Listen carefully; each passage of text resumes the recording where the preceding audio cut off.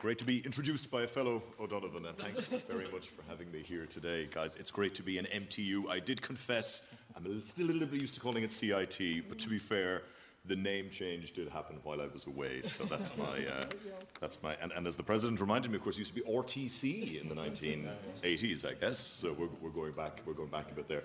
But it is great to be here, and it's really special for me to be here because I'm from Farran, which is only a few miles that way. I went to school in Ballincollig, which is only even closer, a few miles that way, and I know this area very well. And my first job in broadcasting was in Red FM, which is in Curraheen, which is just there.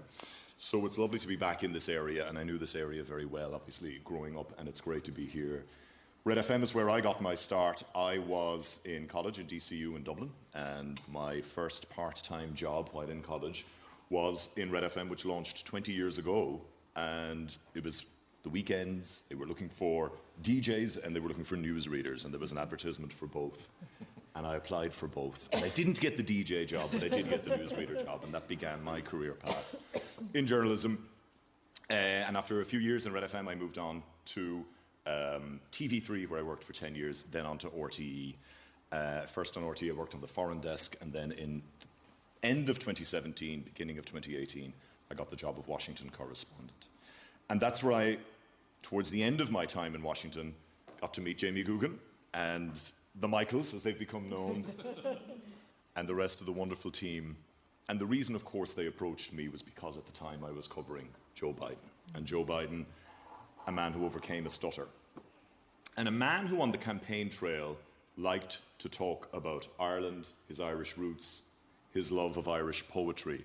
And he would also sometimes talk about the fact that he had a stutter and that he'd overcome the stutter. And it was the love of Irish poetry and the stutter, the two of those combined in a very, very special way, because Joe Biden's method as a young man of overcoming his stutter was to look in a mirror and recite the poetry of W.B. Yeats. And this was the way that he would improve his cadence, improve his speech pattern, and get over his stutter and gain his confidence. And very interestingly, I didn't realize this, but I was talking to Jamie a little bit earlier, and Jamie said also as a young man, he used to look in the mirror and to recognize the facial expressions, and one of these methods that he used to overcome his stutter. And it was fascinating to see Joe Biden on the campaign trail. And look, like all political leaders, he has his critics. Some would say he's doing a great job. Some would say he isn't doing a great job. He's very busy at the moment, waiting for the midterm elections in 2 weeks' time. And typically the midterm elections, the president isn't on the ballot, but it's kind of a referendum on his presidency, and the Democrats are not expected to do well. They're expected to lose the control of the Congress, the House and the Senate. The question is, how bad will the loss be? So everybody's going to be really focused on that in the next few weeks.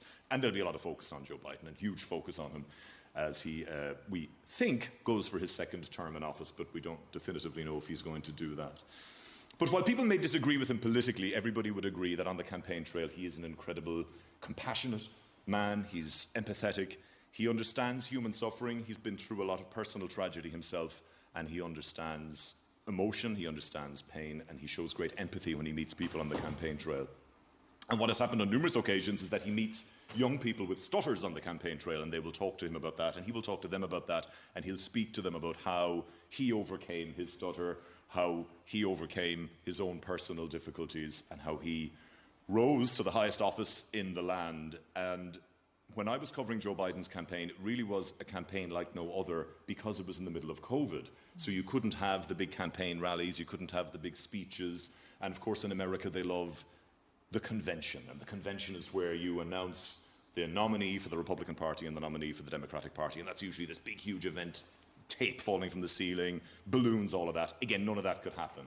So instead, they had to do virtual campaigns, and it was all online, and was all televised.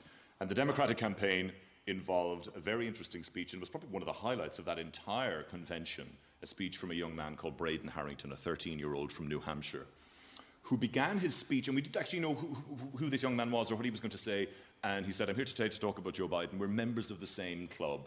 And he spoke about how he had a stutter and he'd met Joe Biden and Joe Biden had helped him through. And I remember it was a real moment of unity at a very divided, divisive, difficult election, that this young man shone as this example of somebody who had been helped and somebody who, you know, was very much there to promote Joe Biden, but certainly I think both sides of the political divide appreciated what a powerful speaker he was and the powerful message that he was delivering on that campaign. And, I spoke earlier about Joe Biden and that love of Irish poetry and how that Irish poetry fed into his overcoming of his stutter. And I was fortunate enough to meet Joe Biden on a handful of occasions and to interview him during my time in the US. And the first occurred, he wasn't president yet. In fact, he hadn't even declared his candidacy. It was a few months before he announced that he was going to run. And he was at the residence of the Irish ambassador in Washington, and he was launching an Irish history book. And at the time, the big news at the time was Donald Trump and his border wall and his anti-immigrant rhetoric. And that was very much in the news at the time. And Joe Biden's speech that night referenced his own Irish roots, of which he is, of course, very proud and speaks of all the time, and spoke about the power and the importance of immigrants and what they have done for the US over the years. And he spoke about xenophobia and the importance of not excluding the other and of not creating an us versus them world. And he quoted W.B. Yeats that night, and he spoke about how Yeats spoke about a terrible beauty is born, and he said, and that's where we are right now in the US. And afterwards, he was swamped by journalists and media because the talk at the time is that Joe Biden was going to declare his candidacy. He had not yet at that stage. So there was lots of US journalists there, lots of media, and of course his handlers were saying, he's not going to do any interviews, he's not going to do any interviews. But one American journalist who was there laughed and went, yeah, right, because they said Joe Biden loves to talk. And he'll always stop and he'll always do people. So his handlers were trying to kind of rush him out of the building, but he stopped and he spoke to lots of people. And he was leaving, and I hadn't got my interview with him yet. I was there with my camera and I was there with my microphone, and my cameraman, Murray, was with me.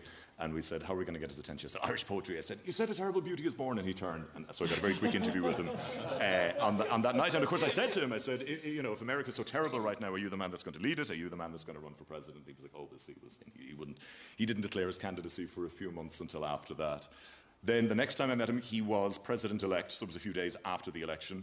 He was still in Wilmington, Delaware, where his base was, and he hadn't yet moved to the White House. He hadn't yet moved to Washington, but he was holding all his meetings in his base in Wilmington, Delaware, and he left one evening, and it was a dark, rainy evening, November, kind of this time of the year, and the pool of journalists follow Joe Biden around, and they get access to him, and they very much trail all his movements. And he came out of this building, and they all went onto the bus. And my cameraman said, well, that's a really bad sign. That means he's not going to talk.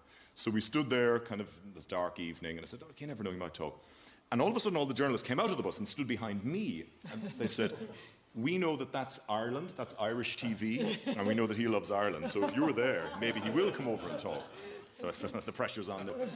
So the door opened and he walked out, and he was walking away from us. He was walking away from the journalists. He was going to the Beast, the limousine, the big SUV. And I said, question from Ireland, and he heard it, and he stopped, and he came over, and he gave a few minutes to talk about it. Was the story at the time was Brexit and how it was impacting on the Good Friday Agreement. And he spoke to us in that evening, and so the other journalists were relieved that he did come over and talk, because then of course they were able to ask him other questions about US issues. So they said, well, we know in future, shout Ireland and he'll come over, and that will be your way to get your interview with Joe Biden. So that worked a couple of more times at the White House. When he was there, you would shout out Ireland and he would come over. But he is a man who has a love of Ireland, he is a man who has a love of Irish poetry, and he is a man who has overcome so much in his own life. And we have spoken a lot today about that quote from Seamus Heaney about hope and history rhymes. And I was thinking about it afterwards. In a way, he used rhyme to achieve his own hopes and to make history. He used rhyme, he used the spoken word, he used literature, he used poetry to achieve so much in his life. And Jamie Googan and the rest of your team, I hope that the campaign you are launching today will also make hope and history rhyme, and that we're going to see this historic moment where Joe Biden will get involved. I think it would send a hugely powerful message to those 50,000 people who need to overcome those struggles and need to hear your stories of how you overcame. And by meeting with somebody, the most powerful leader in the land, and to hear his story, I think would really, really send a powerful message. So I am delighted that a year and a half on from we had our first Zoom call when I was in Washington, when you asked me to come on board and to help you guys. I couldn't really do a whole lot. I mean, all I could do was give you advice and tell you where to go. But this guy is so impressive. I said he'd be a great journalist. He has better contacts in the White House than I ever did know. He knows everybody. So I'll be coming to you for help in future if I need interviews and if I need access to the White House. I wish you the very, very best of luck with your campaign. I have no doubt you will get that meeting with Joe Biden, and I am, as ever, in awe of you and your determination and your hard work and your drive to achieve your goal, which I know will happen. Thank you all very, very much for having me here today. Thank you. Thanks, Brian. I was going to say to James,